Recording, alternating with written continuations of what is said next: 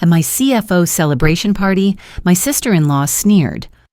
"Why is the cleaning maid here? This is an executive party," not knowing I owned 67% of the company. The next morning I called security. The words hit me like a physical slap. Standing there in my simple black dress while Victoria dazzled in her designer gown, I felt the familiar sting of being dismissed, underestimated, treated as invisible. But this time was different. This time, she'd crossed a line she didn't even know existed. I watched her turn back to her Stanford MBA friends, laughing at her own cruelty while they nodded along. Michael stood nearby, clearly uncomfortable, but saying nothing. His silence cut deeper than her words ever could. After 15 years of building this company together, after everything we'd survived, he let his wife publicly humiliate me without a word of defense. The shock gave way to something colder, more calculating. As I stood there, absorbing the stares and awkward glances from Silicon Valley's elite, my mind shifted into the analytical mode that had made me legendary in corporate restructuring circles. This wasn't just personal anymore. This was a strategic challenge that required my full professional attention. Victoria had no idea who she was dealing with.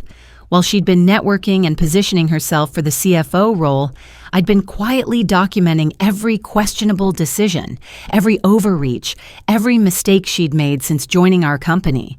More importantly, she'd never bothered to understand the actual power structure at Chin Global Solutions.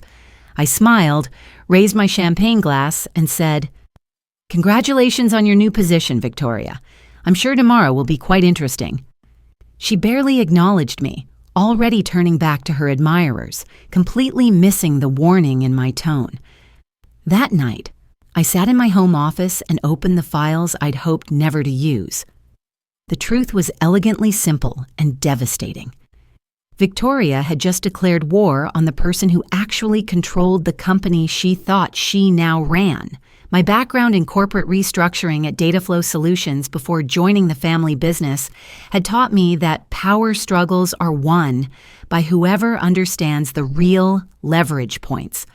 I'd spent 12 years analyzing failing companies, identifying systemic weaknesses, and implementing strategic solutions that either saved organizations or eliminated the people destroying them from within.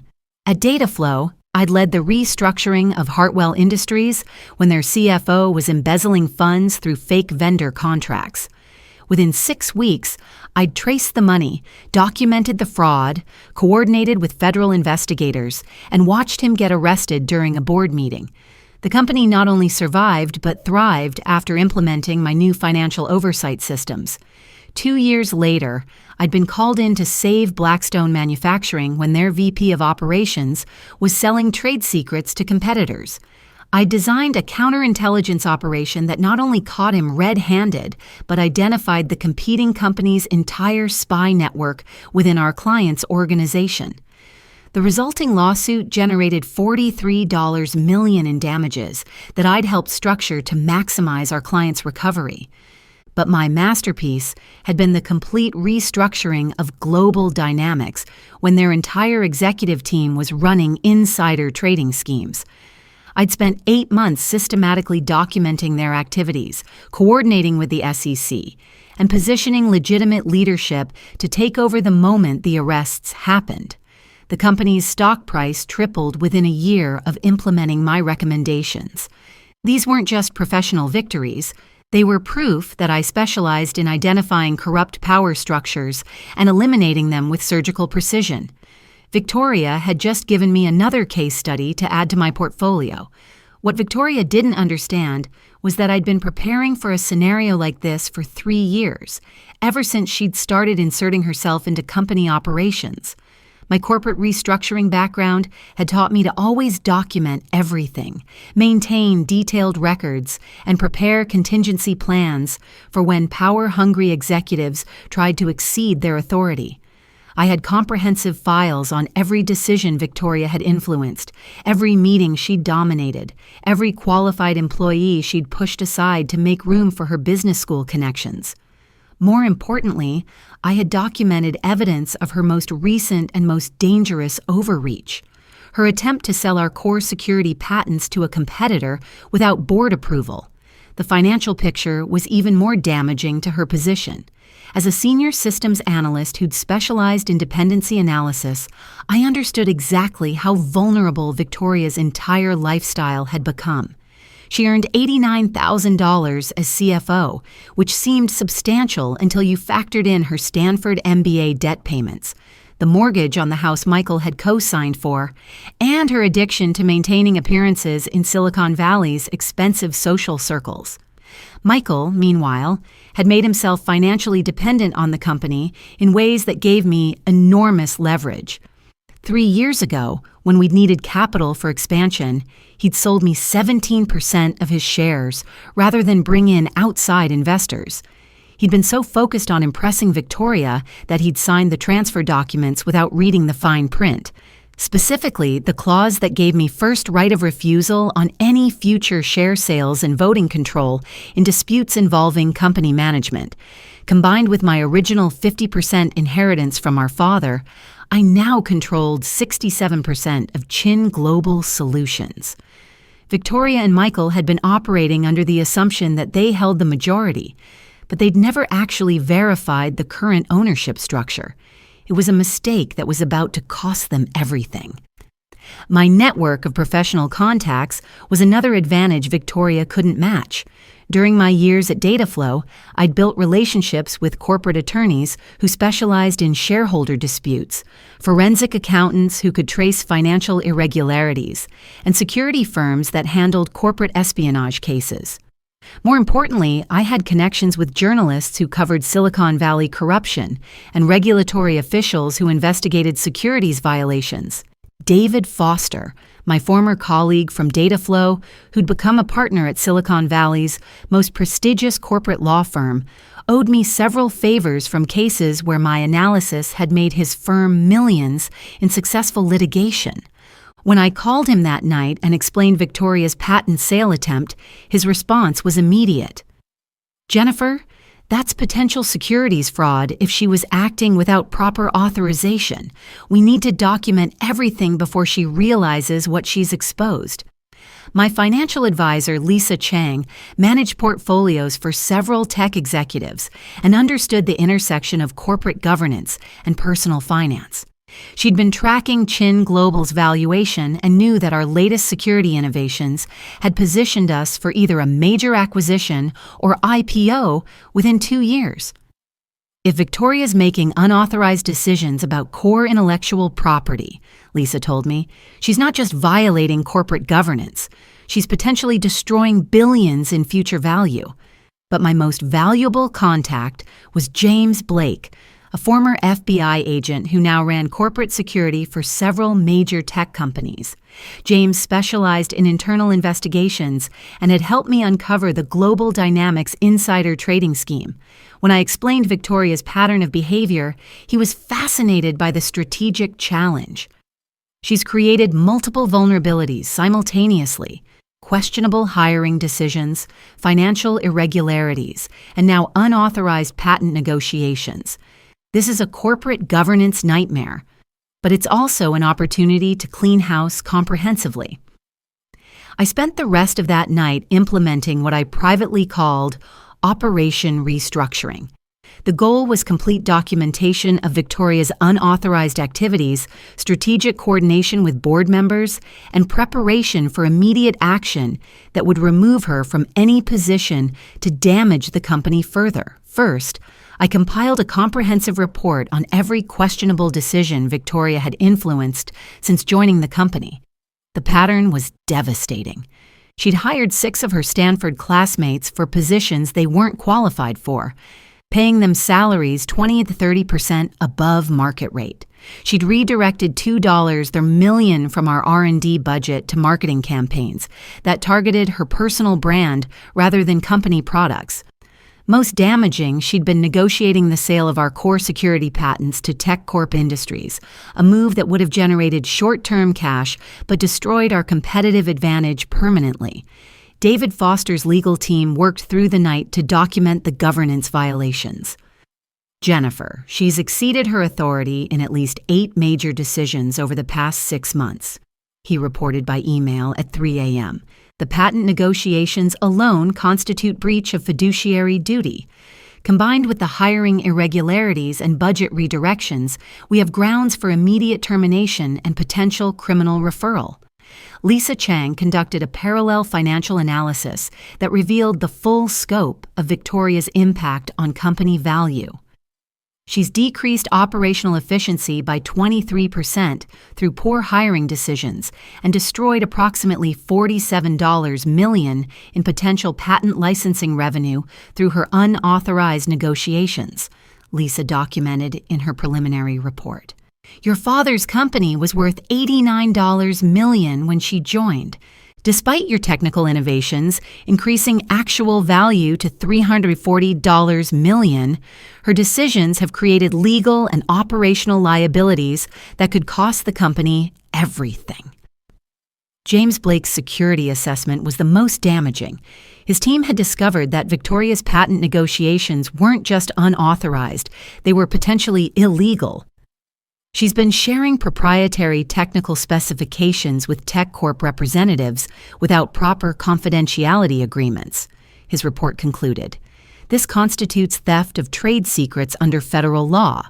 More importantly, TechCorp's parent company has documented connections to foreign entities that would classify this as potential economic espionage. By dawn, I had everything I needed: legal grounds for immediate termination, financial documentation of damages, security evidence of potential criminal activity, and board support for emergency restructuring. Victoria had spent 3 years positioning herself as the company's rising star, but she'd built her power base on violations that could destroy everything my father had created. The board meeting was scheduled for 9 a.m., Victoria's CFO orientation session that would instead become her termination hearing.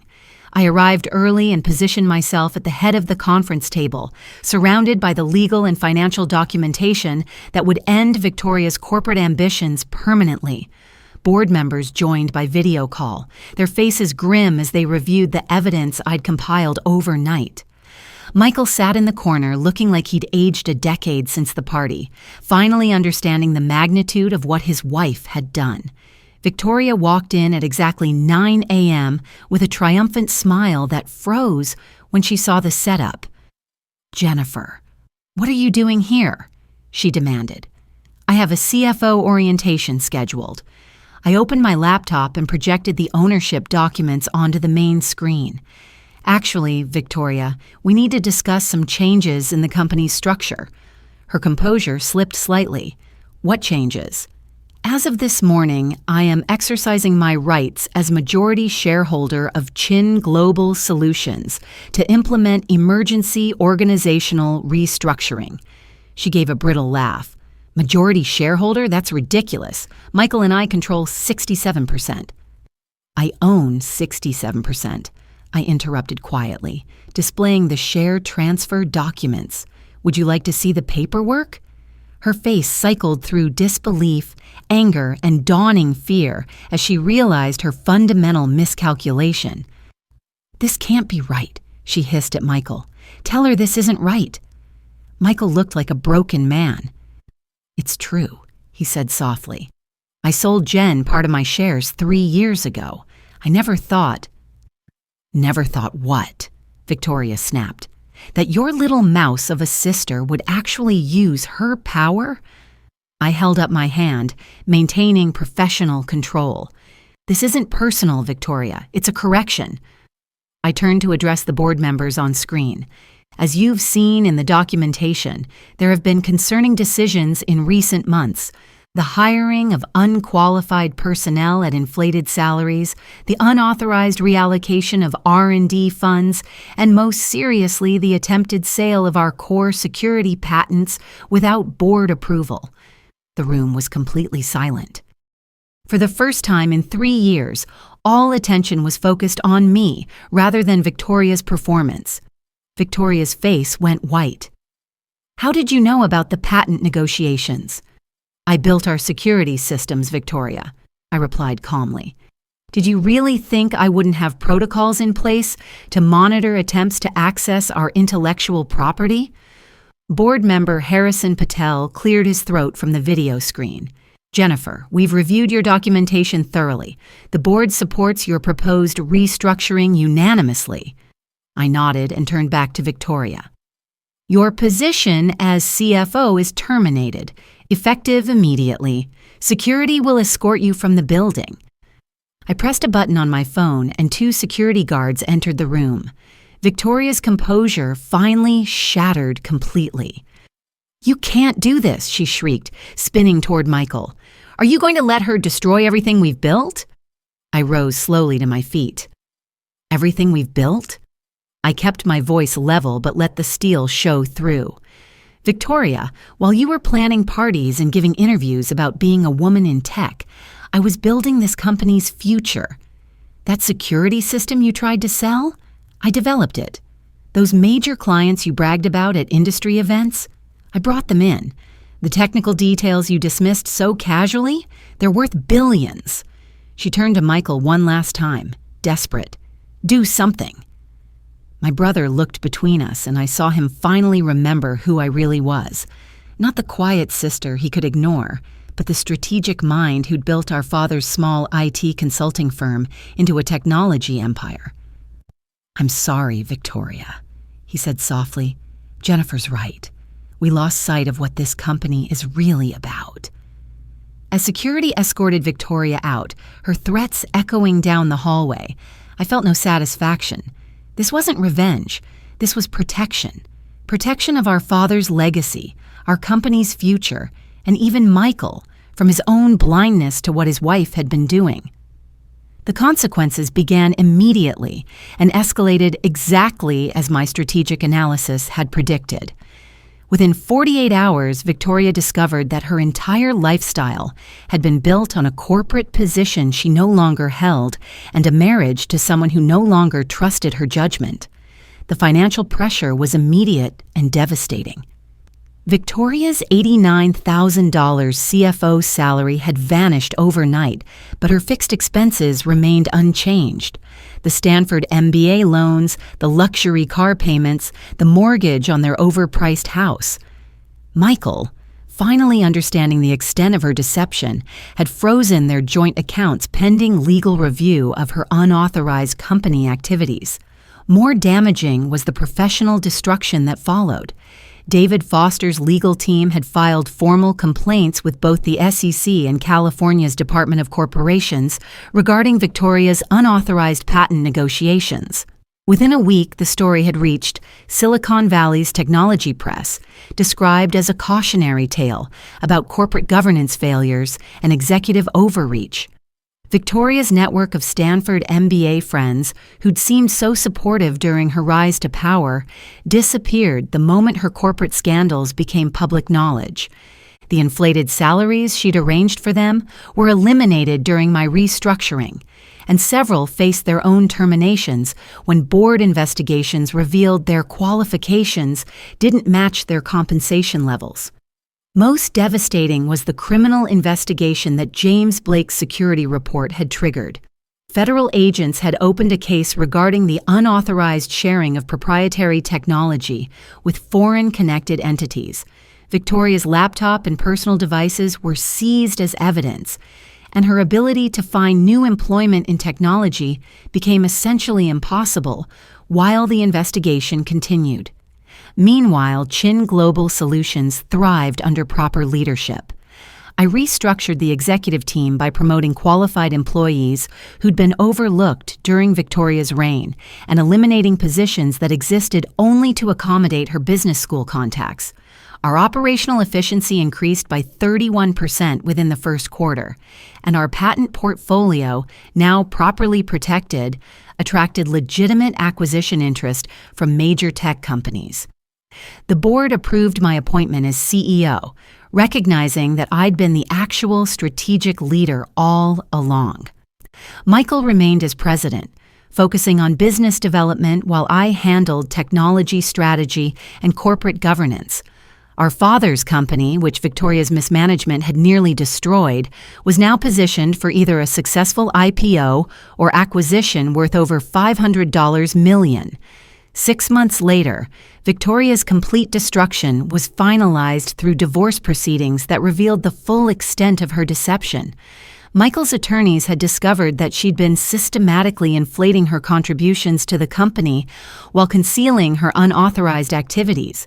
The divorce settlement left her with minimal assets and massive debt, while Michael retained his role in a company now worth exponentially more than when she'd tried to control it.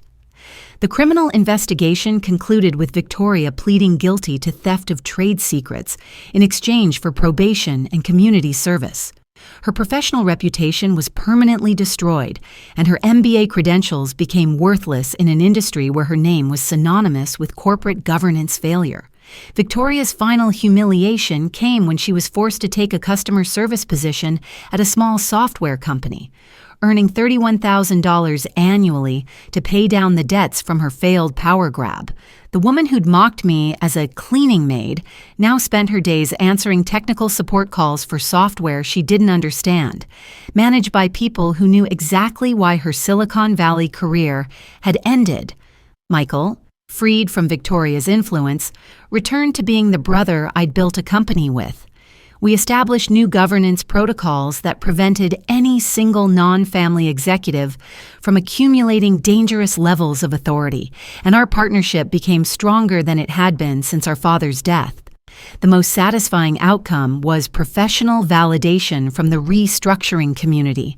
Dataflow Solutions offered me a consulting contract worth $2 million to help other technology companies implement similar governance safeguards. My case study of identifying and neutralizing internal corporate threats became required reading in several MBA programs. Ironic, considering Victoria's Stanford background. As for Victoria's prediction that tomorrow would be quite interesting, she'd been absolutely right. It was the day her entire carefully constructed facade fell apart and revealed what happens when someone underestimates the quiet person who actually holds all the power. The cleaning maid, it turned out, had been running the company all along.